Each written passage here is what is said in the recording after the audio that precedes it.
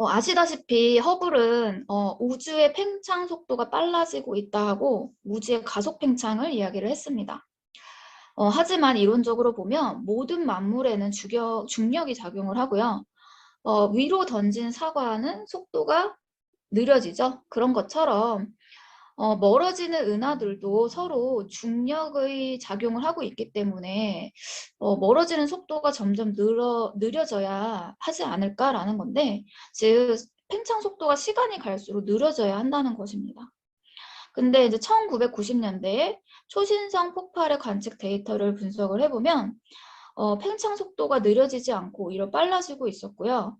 게다가 이 현상은 50억 년 전부터 계속되어 온 현상이었다고 합니다. 이 우주의 이 가속 팽창을 이해하기 위한 이론들을 살펴보면 첫 번째로 인플라톤 장에서 밀어내는 중력이 작용한다 라는 거고요.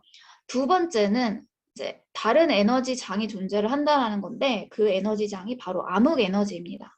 이 암흑 에너지가 우주 공간 전체를 균일한 밀도로 가득 채우고 있다라는 거고요. 이 암흑 에너지 때문에 그 청력이 작용을 하게 되고, 그래서 이 은하들 사이의 인력보다 강하기 때문에 이 가속 팽창을 할 수 있었다라는 겁니다. 하지만 이 암흑 에너지라고 하는 거 실제로 존재한다라는 증거는 발견되지 않았습니다. 따라서 암흑 에너지는 약해질 수도 있고 강해질 수도 있는 거죠. 만약에 암흑 에너지가 강해지면 어떤 일이 벌어지냐면 팽창 속도가 더 강해지겠죠? 네, 청력이 훨씬 더 세지게 되고, 그러면서 팽창 속도가 더 커지게 되고, 그러면서 완전 이렇게 찢어지는 것 같은 거대한 분열이 발생을 하게 된다라는 건데, 이거를 바로 빅립이라고 이야기를 합니다.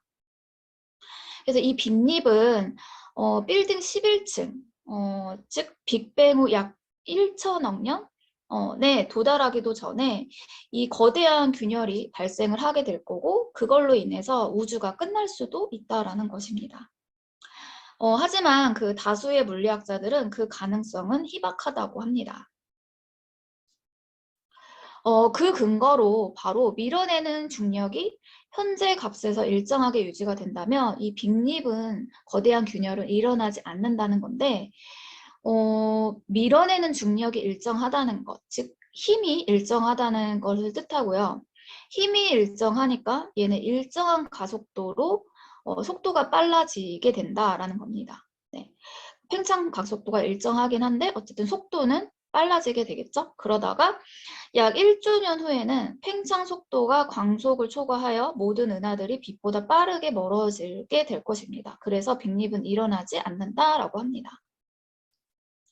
네, 여기서 잠깐 속도가 이제 빛보다 빨라진다? 광속보다 빨라진다면 특수 상대성 이론에 위배되지 않을까 생각하시는 분들이 계실 것 같아서 추가로 설명을 해드리면, 은하가 멀어진다는 것은 이 그림처럼 공간 자체가 팽창을 한다라는 겁니다. 즉 이렇게 빛의 속도로 이렇게 공간이 팽창을 한다라는 거지, 이 은하 자체가 하나하나가 다 공간을 가로질러서 이동하는 것이 아니기 때문에 이것은 위배되지 않는다는 것입니다.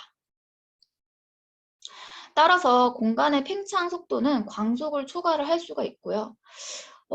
광속을 초과할 수 있기 때문에 무한정 빨라질 수도 있습니다. 그랬을 때 그 결과를 한번 예측을 해보면, 먼저 은하는 그 팽창 공간을 타고 빛보다 빠르게 멀어지고 있습니다.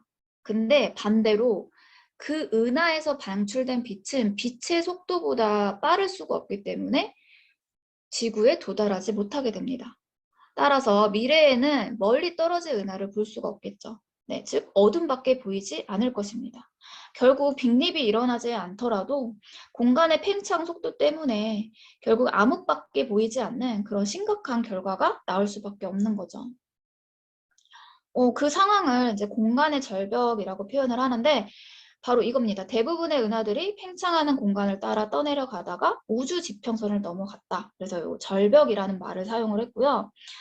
그러면 1주년 후에 암흑밖에 안 보이는 그런 공간에서 지구에서 이제 아무것도 볼 수 없는 그런 저희 이제 후손들이 과연 과거에 우리가 구축했던 우주론을 그대로 믿어줄 것인가라는 겁니다. 물론 그때 되면 이제 과학이 더 발달하고 관측 장비가 물론 더 발달은 하겠지만 아무리 먼 곳을 뒤져도 암흑 천지일 뿐인 그런 곳을 과연 이제 믿어줄 것인가라는 거죠.